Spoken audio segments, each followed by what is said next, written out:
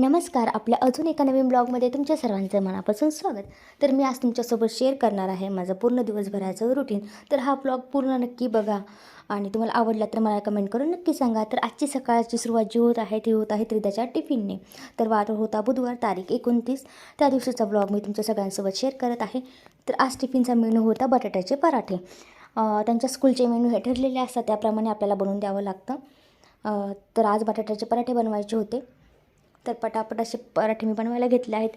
त्याआधी माझे चपात्याही बनवून झालं होतं. आता फक्त तिचा टिफिनचंच बाकी होतं. तर इथे मी सगळं तयार रेडी करून ठेवलेलं होतं. त्यानंतर मी हा ब्लॉग शूट केला होता. तर अशा प्रकारे मी ते पराठे करून घेतले आहेत. तर पराठे हे मला थोडा जास्त वेळ लाटता येत नाही, तर मी अशा हाताने हे करून घेते, ज्यामुळे ते व्यवस्थित बनतात. मला लाटण्याने पराठे बनवता येत नाही, म्हणून मी अशा पद्धतीने करते. तर इथे पराठेही तयार आहेत. तर आजचा हा ब्लॉग तुम्ही नक्की पूर्ण बघा, कारण मी ह्या ब्लॉगमध्ये तुमच्यासोबत असं एक ड्रिंक शेअर करणार आहे. ते मी आत्ताच नवीन बनवलं आहे आणि खरंच खूप हेल्दी आहे. ते पिल्यानंतर आपला दिवसभर एनर्जेटिक वाटतं. त्यासाठी हा ब्लॉग तुम्ही खरंच पूर्ण नक्की बघा. तर अशा प्रकारे इथे माझे पराठे तयार झाले होते. तर तुम्हाला कसे वाटत आहेत मला कमेंट करून नक्की सांगा. तर आता हे ड्रिंक जे आहे त्यासाठी इथे मी घेतलं आहे बीटरूट, थोडंसं ऑरेंज, थोडंसं गाजर, आवळा असं. खरं तर ह्याच्यासाठी फक्त बीट, आवळा आणि गाजर हे 3 जरी अवेलेबल असतील तरी पण हे ड्रिंक खूप चांगलं लागतं. आणि ते मिक्सरमध्ये मी त्याची प्युरी बनवून घेतली आहे. थोडीशी घट्ट झाली आहे माझ्याकडनं. तुम्ही याच्यामध्ये थोडंसं पाणी ॲड करून ती पातळी बनवू शकता, त्यामुळे ती छान लागते. त्याच्यामध्ये काळं मीठ ॲड करून जी तुम्ही पिऊ शकता. ही ड्रिंक खरंच खूप हेल्दी आहे. दिवसभर तुम्हाला खूप एनर्जेटिक वाटतं. सकाळी सकाळी चहा पिण्यापेक्षा हे असं काही ज्यूस बनवून पिला तर खरंच खूप छान वाटतं.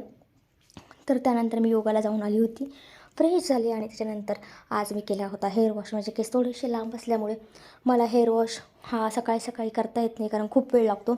म्हणूनच मी निवांत असा वेळ काढून हेअर वॉश करते, कारण की खूप घाई गडबडीत असं वॉश करून केस तुटण्यापेक्षा निवांत असं हेअर वॉश करून केसही छान राहतात आणि केअरही घेता येते.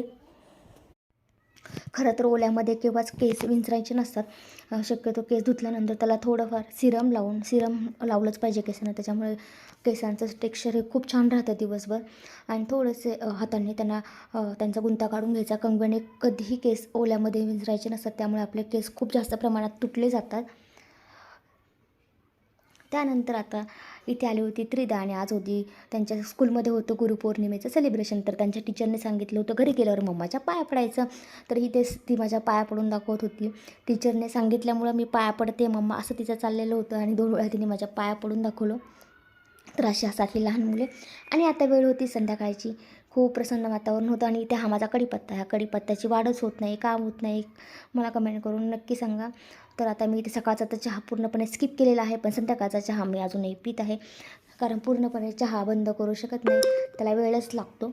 तर इथे मी चहा बनवला, चहा पिला आणि त्यानंतर माझी संध्याकाळची कामं.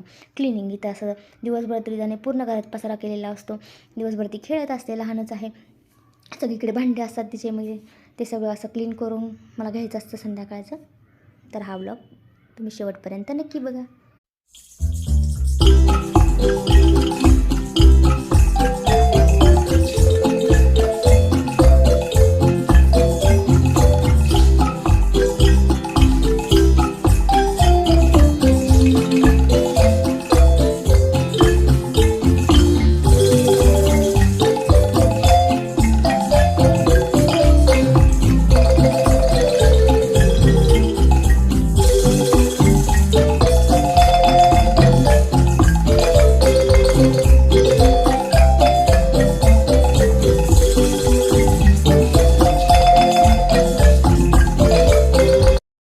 आणि संध्याकाळी आता तुळशीला मी अशी दिवाबत्ती करून घेतली आहे. माझ्या ह्या तुळशीमध्ये दिवा लावायला खूप आवडतं, कारण मी ही तुळस त्यासाठीच घेतली होती की मला ह्या तुळशीत दिवा लावता यावा. म्हणूनच मी अशी मोठी अशी तुळस घेतलेली. जेव्हा मी घर घेतलेलं हे नवीन, त्यावेळेसच माझ्या मम्मीने मला ही तुळस घेतलेली. तर कशी आहे मला नक्की सांगा. तर आता संध्याकाळची वेळ आणि ह्याचा होता त्रिदाचा होमवर्क टाईम. रोज संध्याकाळी तिला होमवर्कला बसवायचं, असंच आमचं हे रुटीन असतं. कसं तरी गोडीने तिच्याकडनं होमवर्क करून घ्यायचं, नाही तर जास्त ओरडलं तर आम्ही पूर्ण दिवसभर बिघडून जातो आणि होमवर्क अजिबात करत नाही. इथे तिचा होमवर्कही चालू होता. त्यानंतर आता मला करायची होती संध्याकाळच्या स्वयंपाकाची तयारी. तर आज आमचा मेनू होता कढी, भाकरी, भात आणि भजी. कढी केली तर आम्ही भजी बनवतोच. आणि इथे मी वाटण बनवलं होतं. हिरवी मिरची, आलं, कोथिंबीर, लसूण असंच वाटण बनवलं होतं. सिंपल कढी बनवली होती दह्याची. भरपूर लोक ताकाची कढी बनवतात, तर आम्हाला दह्याचीच कढी आम्ही नेहमी बनवतो. तर इथे हे मिरची, लसूण, अद्रक असं सगळं हे माझं वाटण रेडी होतं. आणि फोडणीसाठी मी थोडी कोथिंबीर, कढीपत्ता आणि लसूण असं सगळं घेतलेलं. तर इथे मी तेल गरम करायलाही ठेवून दिलेलं. आणि तेल गरम झाल्यानंतर त्यात सगळ्यात आधी मोहरी, जिरं, कढीपत्ता आणि मी इथं कोथिंबीरही फोडणीमध्ये टाकतात. तुम्ही ही ट्रिक नक्की ट्राय करा, कारण जेव्हा आपण कोथिंबीर फोडणीमध्ये टाकतो ना, त्यामुळे कोथिंबीर अशी क्रंची होऊन जाते आणि तिचा कलर हा शेवटपर्यंत ग्रीनच राहतो. भरपूर आपण नंतर जेव्हा कोथिंबीर ॲड करतो तिचा कलर असा थोडासा चेंज होतो, पण फोडणीमध्ये टाकलेल्या कोथिंबीरीचा कलर हा ग्रीनच राहतो शेवटपर्यंत आणि खूप छान लागते. त्याच्यानंतर मी हे वाटाणे इथं फोडणीत टाकून घेतलं आहे. त्यानंतर थोडंसं दही मिक्सरला फिरवून घेतलं, तेही इथं ॲड करून घेतलं आहे. आणि दही टाकल्यानंतर थोडंसं बेसन पीठ ही इथे मी ॲड करते. थोडं दहीला कढीला घट्टपणा येण्यासाठी आमच्याकडे बेसन पीठ हे टाकतात. तर तुमच्याकडे कशी कढी बनवली जाते हेही मला कमेंट करून नक्की सांगा. थोड्या प्रमाणात बेसन पीठ घेतलं, त्यात पाणी ॲड केलं, मिक्सरला फिरवून घेतलं आणि ते ॲड केलं. आणि सगळ्यात महत्त्वाचं म्हणजे मी यात सगळ्यात शेवटी मीठ ॲड केलेलं, कारण की आधी मीठ जर ॲड केलं तर भरपूर वेळा कढी फुटण्याचे चान्सेस राहतात, म्हणून सगळ्यात शेवटी इथं मी मीठ ॲड करून घेतलेलं. तर हाच होता आमचा आजचा जेवणाचा मेनू. तर इथे बघा तुम्हाला दिसेल व्यवस्थित. तर इथे कढीही रेडी होती, भजी पण झाले होते आणि भाकरी. हाच होता आमचा आजचा मेनू. तर बाय बाय. कसा वाटला माझा ब्लॉग नक्की सांगा.